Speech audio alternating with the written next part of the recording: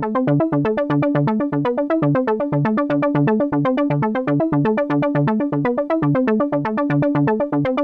big things. All right, so today's all about workouts. We want to talk a little bit about workouts. We've been on a nutrition kick for the last, I don't know, month or so, but now we're kind of shifting to workouts. So I actually had a really good article. Actually, before we even get into like the article and that kind of stuff, I want to talk about how I've been consistent with workouts right now. There's a singular thing on how I've been able to get in 5 to 6 workouts every single week. Okay. You know what it's called? You know what it's called? You schedule them? The buddy system. I got a workout buddy. Oh my God, who's your buddy? So I got a workout buddy. I don't know if I should divulge my workout buddy if he would like that or not. But, you stole my workout buddy, didn't you? No, it's not my wife. And so this is a completely different workout buddy, unrelated to me. But I got a workout buddy, and so every day on the calendar or on the schedule at 4 p.m. is workout. And it's with my workout buddy, so he's going to be there.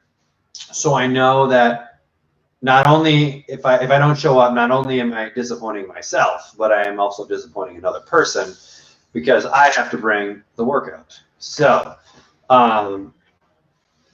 will this work 100% of the time? Absolutely not, because there will be things that come up. But will I get in more workouts because I have my workout buddy? Yeah, I probably will. And so I think that's going to be a much better way for me to get in more consistency with my workouts. So I think that's awesome. So I will throw out what I have been using to be consistent with my workouts. Are you trying to one up me right now? Are you just trying to one up me?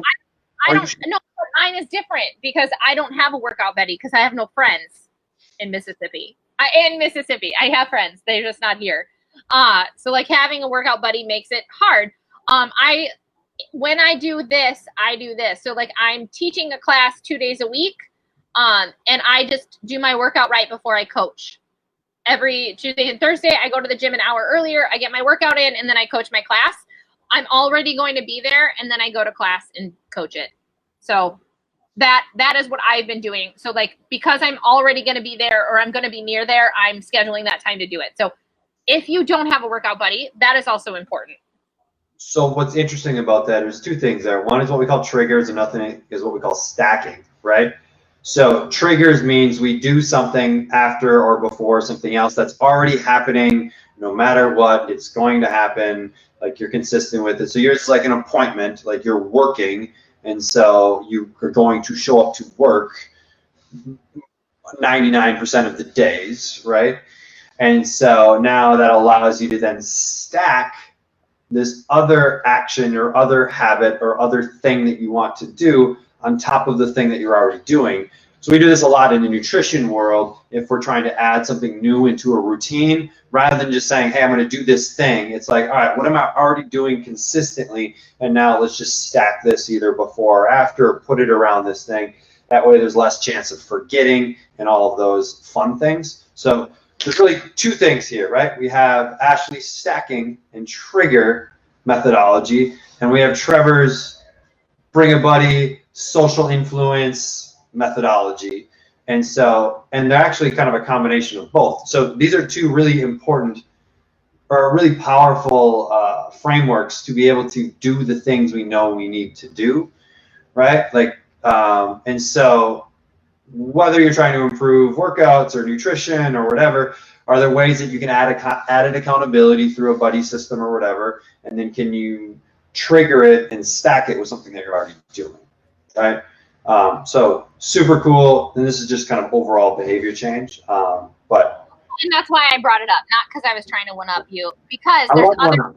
I love one ups. I love it. It keeps raising the bar. It just keeps raising the bar.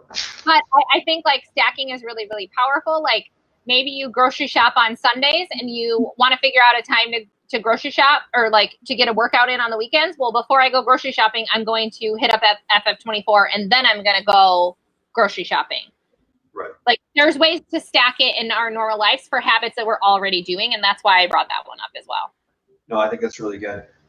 So another way that I'm being more active in my life is, and this one I've kind of explained before, is my 10-minute morning cardio movement, whatever you want to call it. It's typically cardio. It's either on the rower, or the bike, or a run.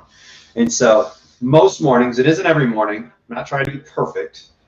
Most mornings, after my coffee, I go and I ride the bike for 10 minutes, or I jump on the rower for 10 minutes. And it happens almost every morning. So let's say I'm consistent 6 days, 6 out of 7 of the week, which is probably pretty close.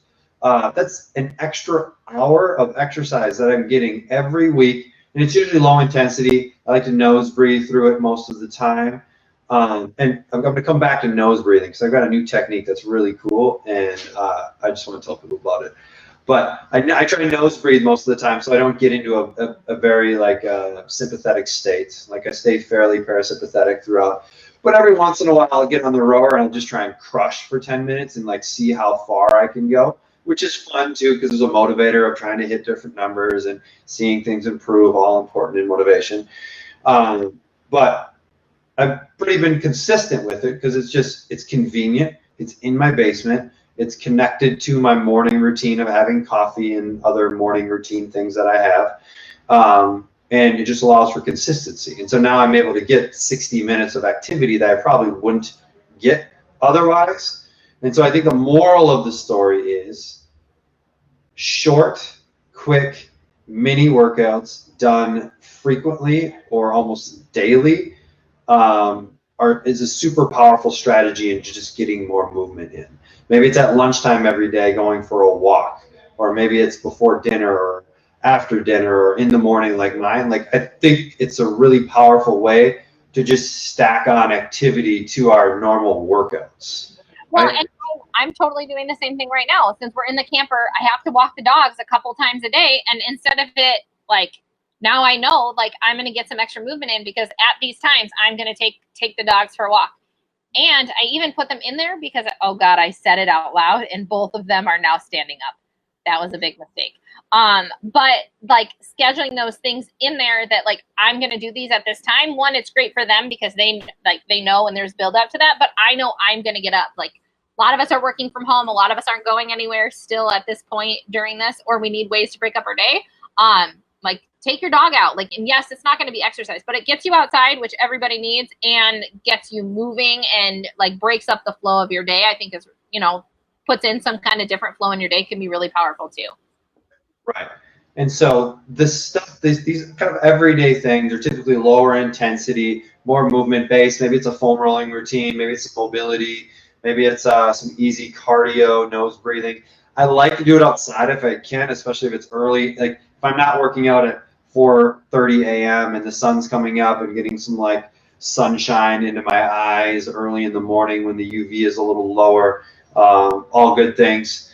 But that's kind of in addition to the workouts, right? Workouts are more about stimulus. They're more about change. They're more about adaptation. And so that's where like strength training comes into play because we're trying to create an adaptation. I'm trying to get stronger. That's where like metabolic exercise comes into play, where I'm trying to create an adaptation, maybe produce more ATP or increase my anaerobic threshold or things like that, where we're trying to create an adaptation that allows us to be a superhuman. So when zombies attack, like we're still living and can repopulate the earth if we need to afterwards. Yes. Right? Walking is not exercise. Like it's in addition to your normal exercise. Like, so I heard a lot of people say like, oh, I'm getting outside and walking more and doing this, doing gardening and doing all of those. Those are all lifestyle things. They are not going to promote changes and weight loss and performance better or anything like that. Like gardening is not going to make your legs stronger to make getting up and down off the ground better. You are going to get up and down more, but that's where training advances those adaptations that we're looking to get. So there is a benefit to training, even when the weather gets nicer, even when you can get outside more. Right. And so kind of all the things we've talked about too, at FF, we have clients create appointments, right? So it helps with that accountability, adherence, and follow through. And then we also write the workouts for people so we can adapt them based on their needs. So we see a lot with clients that maybe have boo-boos or injuries, or they have a history of this or that. One of the coolest things about the gym is the ability to modify things to fit the individual. So that's one of the reasons why I love strength training so much, is because there's 50 different ways to do something. So if a bodyweight squat hurts my knees, all right, let's try a wall sit. Let's try with a stability ball behind our back. Let's try with some jungle gyms. Let's try sitting to a box. Let's try changing our stance. And eventually you can find something that works for that individual. It just takes a little bit of knowledge, a little bit of coaching, a little bit of time, and we find, because the goal, right, with a squat is to improve our leg strength, right? We want to make our legs stronger. And so, but there's lots of ways to do that, right? The squat isn't just one of them. So Peggy kind of chimed in the comments, and we work at FF, we work with a lot of quote unquote broken, quote unquote walking wounded, right? And so we've gotten pretty good at finding adaptations to create, or finding variations to create the adaptations that we want. I think that's one of the benefits of having coaches, is we can modify things until we find the one that works for you. Well, and also meeting you where you are. Like, how many people have started a workout program, they've gone to the gym, they've done these things, and then they're so sore and they don't show up for another week, and then they do that, and then they're like, well, I'm just going to be sore all the time, I'm never going to get results.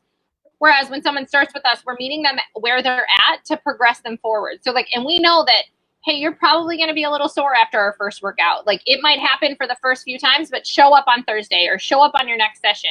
Like, we'll work through some of that. Like, if you notice you're having pain, like, still come in, because we can work on those. Like, say your knee's really bothering you. Okay, well, let's try there's different mobility techniques and different soft tissue work we can do. And maybe we can fix some of that or alleviate some of that pain. Or we can even modify. Maybe we need to stay away from that sticky situation today, and like we can do full on upper body, or vice versa based on what's going on. Like, there's a lot of things that you can provide in the gym, and working in a small group or a large group with a coach, because we're specialized to make those adaptations, whereas you know how to follow a plan or that you find on the internet, but you don't know how to do those things. And that's where a professional comes into play, is we have that skill set to make it work for you and change it when it isn't working. Right. So, yeah, that's just kind of tooting our own horn here for a little bit. So, I think not even us. I think there's a value. Like, if you want to work in person with a trainer, I think there's a like, it doesn't have to be FF. If you're not in Redwood or in one of our surrounding locations, like, and you can't train with us, I think it's important to find a skilled professional to work with. Like, especially if you're new to fitness, or you're too afraid to like work with a coach because you want to be in shape before you do that. You don't work with a coach when you're already in shape. You work with a coach in the beginning, because you'll get in shape faster. It's a learning process. Like, any good coach should be teaching you. They should be instructing. They should be helping you grow in your knowledge of the weight room, cardio, whatever. Because even just running in general, we have our run club, because running is a skill that needs to be learned, right? It's not all of a sudden like, I should get in shape and then join running club. It's like, no, you should start from the beginning so you understand the proper way to do things. And so I mean, there's a lot of learning when it comes to exercise. That is easier when you have someone in front of you instructing you, rather than like trying to follow along with a video or something like that. Do we want to talk about the article that you posted about this kind of like training seasons to an extent? No, I think we use that next week. I think we do workout edition 2, and I think we keep going down this path today. What do you think? No, I think that's good. Since I have a workout that I need to get to here in a little bit. So the article that we're going to look at next week, it's really about like the seasons to an extent, and not having to kill it every time. And we can go in depth on like, maybe how do you structure your yearly workouts? Because here's the tough thing, right, with working out, is once you get in shape, like, you still have to do the thing that got you in shape to stay in shape.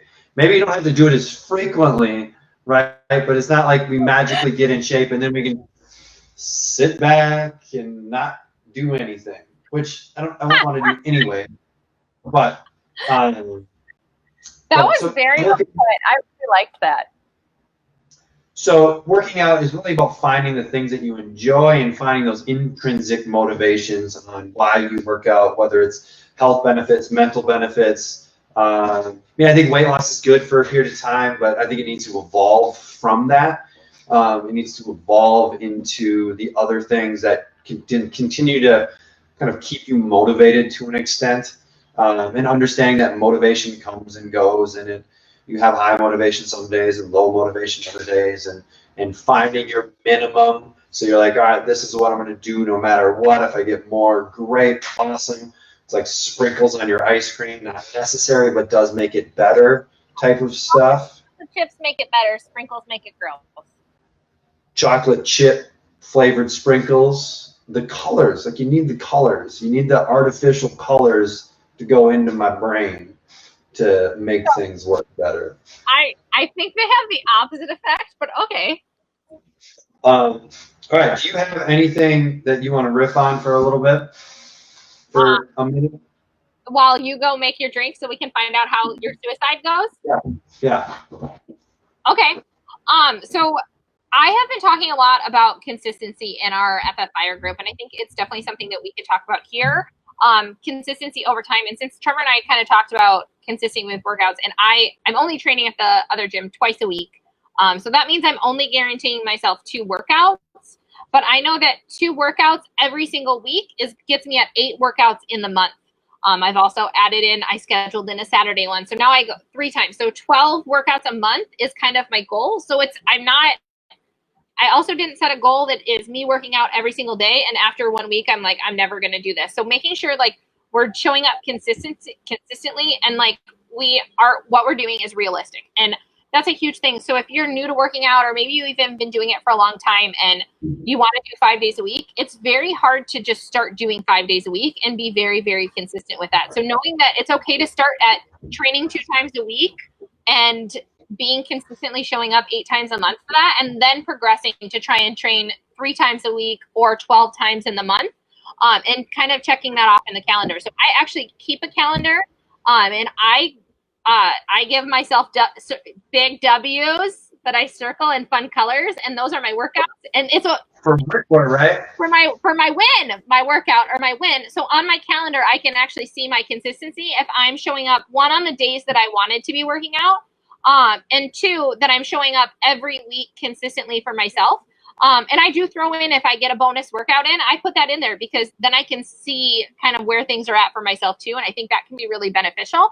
You can use a whiteboard, you can use a paper calendar, you can use your calendar and color code your workouts to put them in there.